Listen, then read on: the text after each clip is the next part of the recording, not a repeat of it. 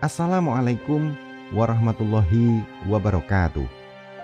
Sabtu pagi 21 Juli 2001, Gus Dur menyampaikan tanggapan atas rencana MPR yang akan menggelar sidang paripurna di Senayan. Mas Amin Rais selaku Ketua MPR telah menyatakan tadi malam akan memanggil sidang paripurna. Secara prinsip, Gus Dur mengatakan bahwa sidang tersebut inkonstitusional, namun MPR tetap menggelar rapat paripurna yang dihadiri 561 peserta pada pukul 10 pagi. 9 fraksi MPR menyetujui percepatan sidang istimewa, sementara fraksi Kebangkitan Bangsa (FKB) dan fraksi Demokrasi Kasih Bangsa tidak hadir dalam acara tersebut. Dalam surat FKB kepada pimpinan MPR tertanggal 20 Juli 2001, mereka menyatakan tidak membenarkan dan tidak setuju dengan percepatan SI MPR. Pukul 15.30, Gus Dur memimpin rapat Partai Kebangkitan Bangsa di Istana Merdeka. Mereka mempersoalkan Ketua Umum PKB, Matori Abdul Jalil, dalam sidang paripurna MPR. Pada pukul 17.30, mereka menggelar konferensi pers. Isinya, PKB menonaktifkan Matori dari jabatan Ketua Umum. Gus Dur, Kiai Haji Khalil Bisri, Muhaimin Iskandar, Ali Mashkur Musa, dan Kiai Haji Yusuf Muhammad berunding mencari pengganti Matori. Akhirnya, pada pukul 19.30, Gus Dur atas nama Ketua Dewan Syuro PKB bersama fungsionaris DPP PKB menetapkan Ali Shihab sebagai pengganti Matori Abdul Jalil.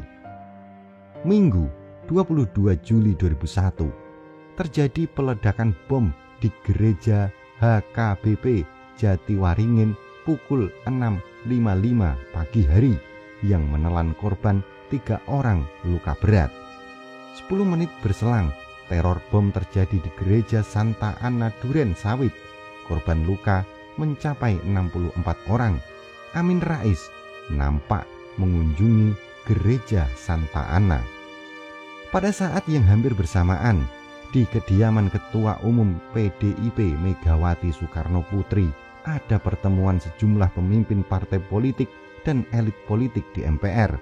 Hadir di sana antara lain Ketua Umum Partai Golkar Akbar Tanjung, Ketua Umum P3 Hamzah Has, Ketua Umum PAN Amin Rais, Ketua Umum Partai Bulan Bintang Yusril Isha Mahendra, Ketua Umum Partai Keadilan Hidayat Nur Wahid, dan Ketua Umum PKB yang sudah dinonaktifkan Matori Abdul Jalil.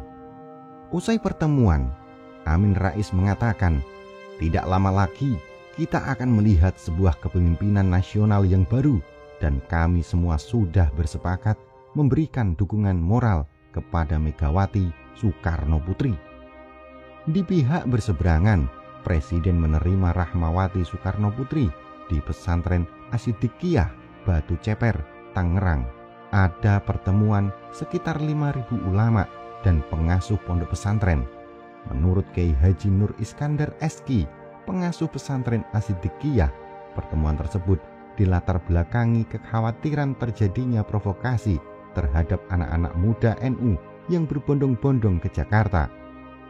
"Kami khawatir mereka disusupi oleh kelompok tertentu di luar garis aturan main yang ada," kata Nur Iskandar.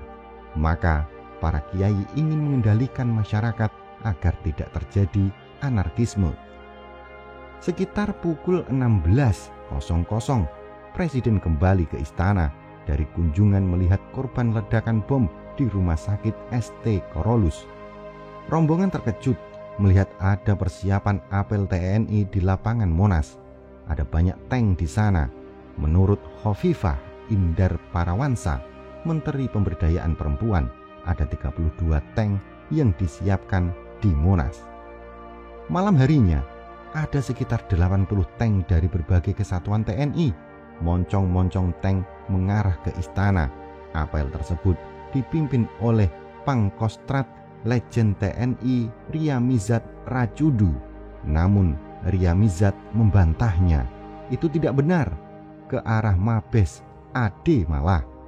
Melihat kondisi tersebut, Kiai Haji Abdullah Fakih Langitan menemui Agum Gumelar di kediamannya di Kebayoran Baru, Jakarta Selatan. Dalam kesempatan itu, Kiai Fakih menanyakan sikap Agum terkait dekrit presiden. Agum menjawab menolak dekrit. Untuk itu, dia mengajak Kiai Fakih agar menyarankan kepada Gus Dur untuk hadir dan menyatakan mengundurkan diri dari jabatan presiden di sidang istimewa MPR. Tepat pukul 1.10 Senin 23 Juli 2001, Presiden RI Kiai Haji Abdurrahman Wahid mengumumkan dekrit presiden. Isinya membekukan DPR atau MPR dan Partai Golkar serta mempercepat pelaksanaan pemilu. Gus Dur juga meminta dukungan TNI, namun sepertinya TNI terpecah. Ada yang mendukung Gus Dur, ada yang pro sidang istimewa SI MPR yang dikomandoi Amin Rais. Di MPR, pasca dekrit presiden, Amin Rais dan pimpinan MPR lainnya mengadakan konferensi pers pada pukul 2.45 dini hari. Amin menyatakan menolak dekrit presiden dan meminta masyarakat tetap bekerja seperti biasa. Pukul 3 dini hari, Ketua DPR Akbar Tanjung mengirim surat kepada Ketua MA untuk meminta fatwa sehubungan dengan dekrit presiden yang baru saja diterbitkan.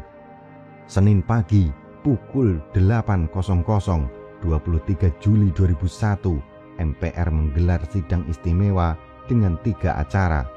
1, yaitu pidato Ketua MPR Amin Rais, pemberhentian Kiai Haji Abdurrahman Wahid sebagai presiden, dan pengangkatan Megawati Soekarno Putri sebagai presiden.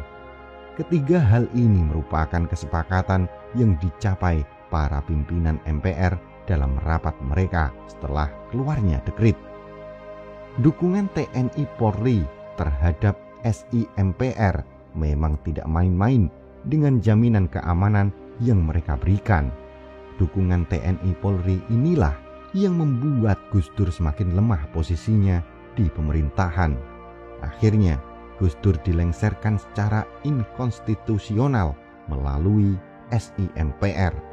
Secara resmi pada tanggal 26 Juli, Gus Dur mengakhiri jabatannya sebagai presiden demi kemaslahatan bangsa Indonesia. Sebab jika Gus Dur mempertahankan jabatannya, akan ada konflik berdarah yang bisa mengancam persatuan bangsa. Konflik tersebut melibatkan massa pendukung Gus Dur dan massa yang kontra Gus Dur. Bagaimana tanggapan Anda dengan video ini? Silakan sampaikan di kolom komentar. Jangan lupa untuk melihat dan menonton video lainnya di Kisah Karomah Wali atau KKW Channel edisi Gus Dur. Dan jika Anda rasa video ini bermanfaat, silakan like, subscribe, dan bagikan video ini ke seluruh jaringan yang Anda miliki. Wallahu a'lam bishawab. Wassalamualaikum warahmatullahi wabarakatuh.